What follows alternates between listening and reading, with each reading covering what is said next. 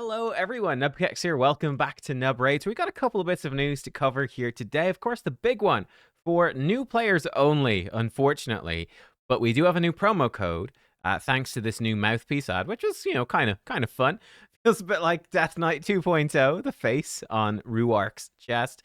But Tree Hugger, brand new promo code, and you get Green Warden Ruarch for free. So we're going to be talking about him and how good he is and how it compares to your other options, because you do have other options. I think he's a solid pick, actually, for a new account. Very similar to Sigmund, who's another option for a promo code. But you're getting AoE decreased attack, which is helpful. And then he also brings in Taunt, increased defense and strengthen for himself. Now, that Taunt is going to redirect single target attacks from the enemy to Green Warden Ruarch for as long as he has the Taunt buff. Of course, quite difficult to book up this champion. It will take you pretty much all the legendary books for the first month or two of playing the game, most likely to book him up. You do really want to book him, though, because of this. This passive is what makes him good, and he's got a good defense in all battles aura.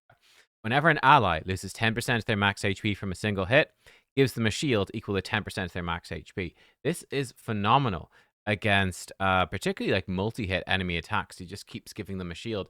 This gives you a ton of survivability. I think this is sort of the X factor that could actually make him quite a good pick. Now, you are going up against several other good options. If you go over to, actually, let me leave it on the screen, hellhades.com / Raid Shadow Legends promo codes. Search promo codes hellhades.com. There are many promo codes, and you got to see a lot of these in action during the Hell Hades free-to-play challenge 2025. I'd say the ones that stand out to me as being particularly good, Wukong remains, oh, sorry, I've closed it down. Wukong, Monkey King, remains incredibly good. Perhaps, I think, a little bit weaker in terms of your early progression, but he gives you a top-tier damage dealer for Arena and an AoE block buffs, which is very helpful for Hydra and Magic Keep and stuff like that. Some early bosses, too. But he gives you a top-tier damage dealer that remains relevant really all the way to the late game and will help you in particular in Arena, which is a really difficult thing, perhaps in fact the most difficult thing on a new account. So I think there's a lot to be said for Monkey King. I also think that very similar, Sigmund the High Shield, that's mid-game top. This is who I started the free-to-play challenge with. Obviously I quit the free-to-play challenge after a month. I'm glad I did.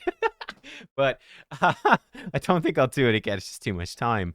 The first month was really fun, though, and really interesting. But Sigmund's great. Again, very similar to Ruarch. Yeah, the AoE decreased attack. Now, he brings in the Provoke, which I think is probably more useful than the Taunt overall. Then he's got a Shield and a Strengthen buff on a 3-turn cooldown, and he can remove some buffs. Personally, I would probably rather have Sigmund than Ruarch, but they're pretty close, and if you just prefer the look of Ruarch, you could probably pick him, and it's not the worst thing in the world. But there is also another promo code, Supreme6, where you get Supreme Galek. And again, I think that one is probably better. I'd be leaning towards Galek or Wukong myself overall. Galek gives you an AoE HP burn with block buffs and potentially decreased speed. And then he can also do good damage. He gives himself increased attack, and he hits hard. This AoE HP burn is just going to help you in dungeons like Spider. It's going to help you in Hydra. And he's also going to be pretty decent for Chimera and just a general damage dealer. So he's going to fit in really well as a damage dealer. That's going to help you very much in some of those tough things early on. He'd even be pretty good for Fire Knight early on because of the 4 hits. And the decreased speed is actually quite nice. So he'd be really helpful for progressing in non-arena. He's even good for Arena early on, to be honest. So he's very good. So for me, yeah, I would probably rate them. I would put joint first place, Wukong and Supreme Galek. I think Supreme Galek gives you more upfront benefit, but then Sun Wukong will remain relevant for longer in your account. But very reasonable to pick either one, I think. They're both absolutely top tier. Then I'd probably, honestly, for myself, I quite like Sigmund, and I'd be putting, sorry, wrong faction. I'd be probably putting Sigmund next, and then I put Ruarch after that. But not too far behind. But I think Sigmund, with the Provoke for Hydra particularly, and just more consistent for waves in Doom Tower and Control in Arena, and just the more consistent strength and buff for your team, I think he's a bit better. But Green Warden Ruarch, he's okay. I think he's better than this. He'll be particularly helpful for Phantom Shogun, but it's not that important. But yeah, that's sort of the long story short. Also worth mentioning, guys, we do have. I played 10 fights, won 5, lost 5. Yeah, Live Arena, it's back. Live Arena Season 2. What has changed for Live Arena Season 2? Nothing. Nothing has changed. It's the exact same. We've got the exact same rewards. We've got the exact same structure. Nothing has changed. And honestly, I did a video with Cruisin chatting about this. Honestly, I don't expect probably any changes to Live Arena Seasons for probably about another 5 months or so. There you go. I guess I'll do it. It's what Live Arena. It's very hit or miss. You sometimes get really good fights where it's really interesting. Then you sometimes get fights where it just sucks, and it's like, well, I lost because this player clearly spent got a bunch of +2 6-stars. Yeah, +4 champions even sometimes. And you're like, okay, they just spent a lot of money. That's great. And that happens quite often. Oh, I've been playing the game for a year, and this player's clearly been playing the game for 3 or 4 years and it's got way more than me. I guess I'm just screw me, I guess. And that's life. But you do occasionally get some really good fights. So it's like, it's the best arena mode, but also disappointing that, but expected that we haven't seen any updates to it. Hopefully they will update and improve it more in the future. Improve the rewards, particularly, would be, for me, the biggest thing that can make this better, is be more generous with the rewards. And there we go. That's, I think, all we've got to cover for this one. Just want to give you an update on RUARC. Short video, but there you go. Not much else to say. Oh, actually, hang on. There's one other thing. We got a couple other events, but they're not important. Let me get them up anyway. Here we go. I figured, why not cover this just to have everything covered? But upcoming events. So Wednesday, the 23rd of April, that's tomorrow, there will be a 3x for Savage from Fire Knight. And then on Saturday, the 26th of April, 3x for Speed. Now, this will be part of the Titan event. And actually, I guess it is worth mentioning. We'll overlap Dungeon Divers as well. But first of all, the Fire Knight tournament, which is overlapping Savage, does have, as the Titan event, part of it, does have some specific requirements. Bannerlords, High Elf, Sacred Order, Barbarians, which makes it a bit tough. There is Red Essence up for grabs. That might make it worthwhile, worth doing. I would probably be looking to simply do Fire Knight stage 20. You could, in theory, perhaps do Fire Knight hard, probably stage 6. You know, you could stack some...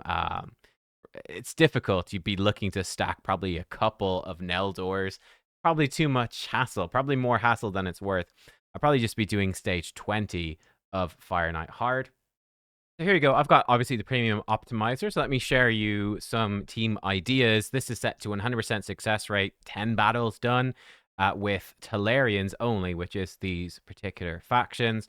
So here we can see some team ideas for Fire Knight stage 20 normal. Now, obviously, these might have fairly intensive gear, but just to give you an idea of some potential teams. And obviously, this is based off of only the champions I have. I've got most of them, but I don't have all of them. If we look at Epic only as well, just to slim it down, make it more accessible. Yeah, it looks like Stag Knight with Farrakhan or Neldor and Phoenix and do it pretty easily. Here's a team again. It's going to be pretty straightforward and easy. That sort of stuff. Here's some Epic only options to give you a bit of an idea. Yeah, that's sort of basically what you're looking at for that one. Might be worth doing. We'll see tomorrow for sure. But that's sort of where we are at.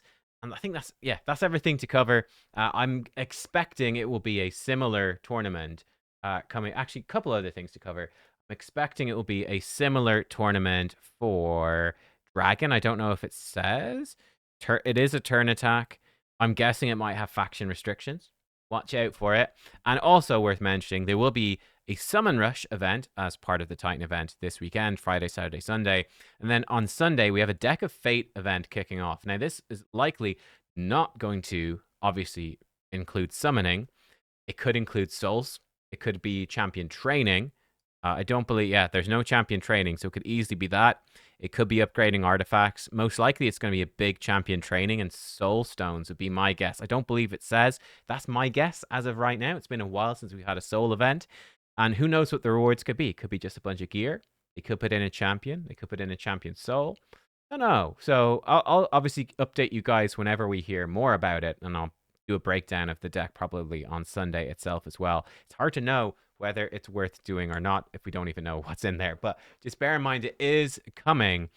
And yeah, that's everything to cover. There you go, guys. Let me know what you think about all this stuff. And as always, thanks for watching. Goodbye.